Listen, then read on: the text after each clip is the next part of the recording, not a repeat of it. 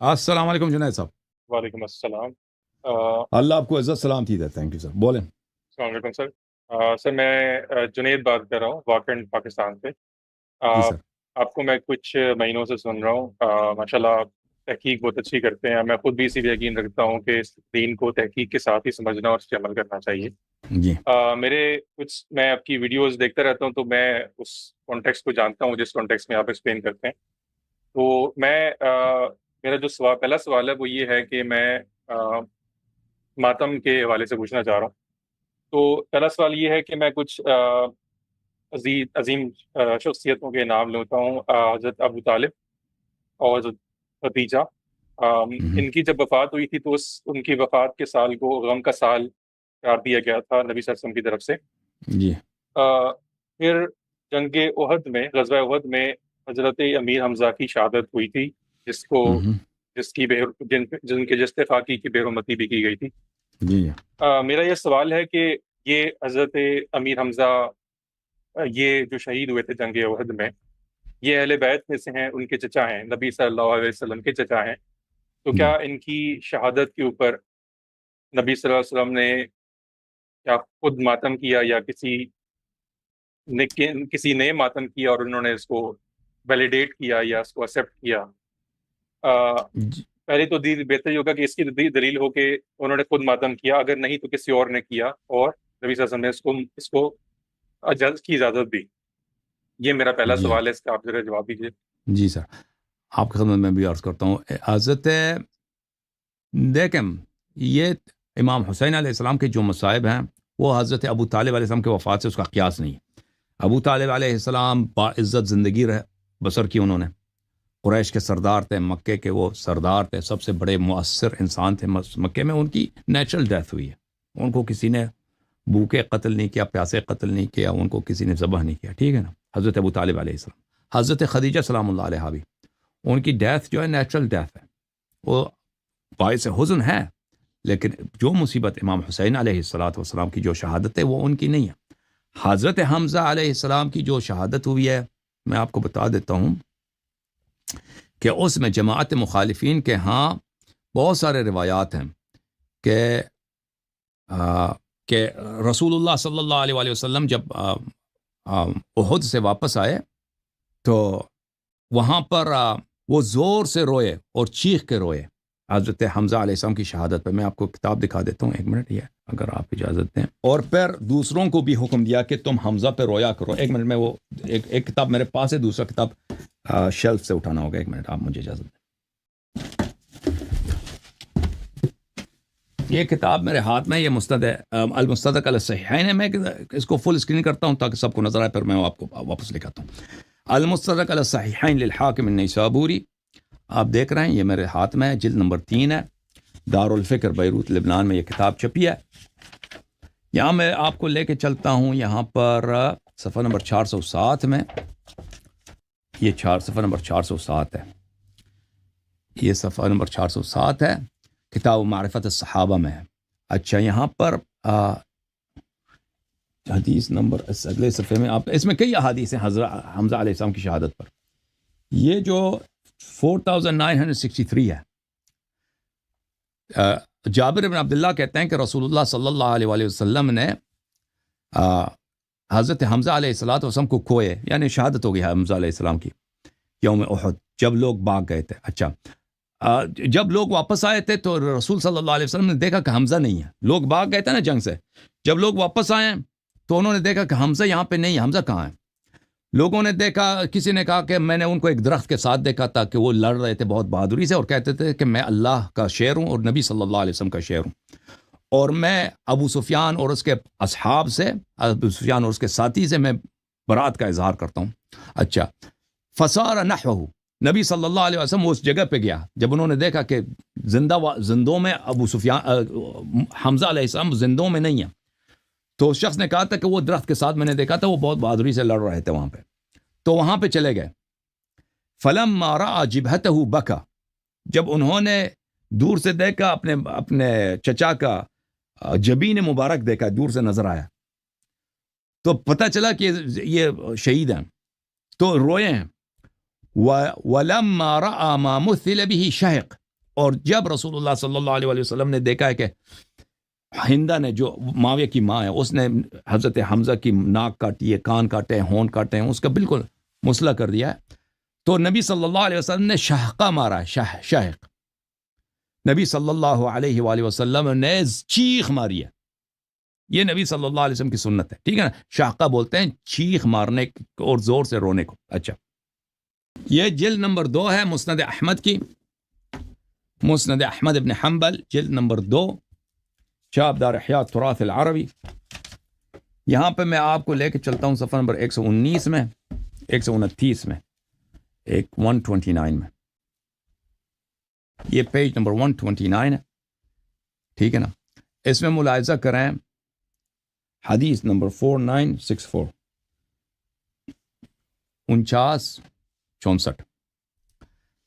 ان ابن عمر، عبداللہ ابن عمر کہتے ہیں کہ رسول اللہ صلی اللہ علیہ وسلم احد سے واپس آئے، فجعلت نساء الانصار یبکین علی من قتل من ازواجہن. جب وہ واپس آئے احد سے تو انصار کی عورتیں، مدینے والے عورتیں، ان کے جو عزیز قتل ہوئے تھے، شہید ہوئے تھے، تو ان پہ رونا شروع کر دی، انہوں نے رونا شروع کر دی، رونا شروع کر دی، رونا شروع کر دیا. تو عورتوں نے فقال رسول اللہ صلی اللہ علیہ وآلہ وسلم ولكن حمزة لا بواکی له. رسول اللہ صلی اللہ علیہ وسلم نے کہا کہ میرے چچا حمزہ کا کوئی رونے والا نہیں ہے. مدینے والے اپنے مردوں پہ، اپنے شہیدوں پہ رو رہے ہیں، میرے چچا حمزہ کو کوئی یاد کرنے والا، رونے والا، ماتم کرنے والا نہیں. ثم نام فاستنبه وهن يبكين. پھر وہ سو گئے، جب بیدار ہو گئے تو سنا کہ عورتیں جو ہیں اب حمزہ کے لیے، عورتوں کو جب پتہ چلا کہ رسول صلی اللہ علیہ وسلم کی خواہش ہے کہ حمزہ کی ماتم کیا جائے، تو مدینہ والوں نے حمزہ کی ماتم کرنا شروع کیا. فَهُنَّ الْيَوْمِ إِذَا يَبْكِينَ يَنْدُبْنَ بِحَمْزَةٍ. تو راوی کہتا ہے، عبداللہ ابن احمد ابن حنبل کہتا ہے کہ آج ہمارے ہاں یہی ہوتا ہے کہ مدینے میں اگر کوئی شخص مرتا ہے تو پہلے لوگ کس کی ماتم کرتے ہیں؟ پہلے حضرت حمزہ کی ماتم کرتے ہیں، کہ نبی صلی اللہ علیہ وسلم کی خواہش ہے کہ کب کسی پہ رو لو تو پہلے حمزہ پہ رو لو. تو پھر وہ لوگ حمزہ پر رونے کے بعد عورتیں جو ہے نا اپنی عزیز پہ روتی ہیں، پہلے وہ حمزہ پہ ندوہ کرتی ہیں، ماتم کرتی ہیں، نوحے پڑھتی ہیں. اور ملاحظہ کریں کہ یہ کتاب البدایہ والنہایہ لابن کثیر الدمشقی، چاپ بیت الافکار الدولیہ، جزء اول، یہ البدایہ والنہایہ. میں آپ کو اس کتاب میں لے کے چلتا ہوں صفحہ نمبر 541 میں، 541. ملاحظہ کریں یہاں پر یہ 541 ہے، یہاں پر یہی حدیث جو میں نے آپ کو مسند احمد سے دکھائی ہے نا، احمد حنبل والی حدیث وہ نقل کرتا ہے. فَهُنَّ الْيَوْمِ إِذَا يَبْكِينَ يَنْدُبْنَ حَمْزَةَ وَهَذَا عَلَى شَرْطِ مسلم. کہ فرماتے ہیں یہ حدیث جو رسول صلی اللہ علیہ وسلم نے مدینہ والوں سے گلایا کیا کہ تم میرے چچا حمزہ پہ کیوں نہیں روتے، تو یہ صحیح ہے بشرط مسلم. اور مدینہ والوں نے رونا شروع کیا تھا، ندوہ اور ماتم کیا تھا حمزہ پر، اور آج تک حمزہ پہ ماتم ہوتا ہے. تو یہ وہاں پر ہے کتاب بشرط مسلم صحیح ہے. اور یہ مستدرک حاکم میں بھی ہے، مستدرک حاکم میں آپ کو دکھاؤں حمزہ کی جو ہے، حضرت حمزہ کی ماتم. دیکھو یہ المستدرک علی الصحیحین ہے، جلد نمبر 1 ہے، جزء اول، چاپ دار الفکر. یہ صفحہ نمبر 490 ہے، 490. حدیث نمبر 1438 ہے. انس روایت کرتے ہیں، ھذا حدیث صحیح علی شرط مسلم، علی شرط مسلم، ٹھیک ہے نا، حدیث بشرط مسلم. 1438 وافقہ الذہبی فی التلخیص علی شرط مسلم. ذہبی نے کہا کہ یہ بشرط مسلم صحیح ہے. وہ اشہر حدیث بالمدینہ فإن نساء الانصار لا يندبن موتاهن حتى يبكين حمزہ والى یومنا هذا. ذہبی کی وفات ہے سنہ 748. ذہبی کی وفات کب ہے؟ سنہ 748 ہجری کو. کہتا ہے یہ بڑا حدیث مشہور ہے، اور کہتا ہے آج تک ہمارے ہاں اسی طرح ہے کہ مدینے میں عورتیں اگر کسی مردہ پر ماتم کرنی ہو کہ کوئی مر گیا ان کا، پہلے اس اپنے مردے پہ نہیں روتی. ہمارے پاس رواج ہی یہی ہے، سب سے پہلے حضرت حمزہ علیہ السلام پہ ماتم کرتی ہیں عورتیں، پھر اپنے مردے پہ روتی ہیں. ابھی تک انہوں نے، یعنی ذہبی کے زمانے تک انہوں نے یہ جو ہے یہ سنت برقرار رکھی تھی، رسول اللہ صلی اللہ علیہ وسلم کی جو خواہش تھی. ٹھیک ہے نا. حدیث یہی ہے بھائی کہ رسول اللہ صلی اللہ علیہ وسلم جب احد سے واپس آئے، انہوں نے سنا کہ انصار کی عورتیں گریہ کر رہی ہیں. تو انہوں نے کہا لیکن حمزہ لا بواکی لہ، انہوں نے کہا تھا افسوس میرے چچا حمزہ، اس کے لیے کوئی رونے والا نہیں ہے، اس کا کوئی اس کو یاد کرنے والا نہیں ہے۔ تو کیا ہوا؟ فبلغ ذلك نساء الانصار، تو یہ خبر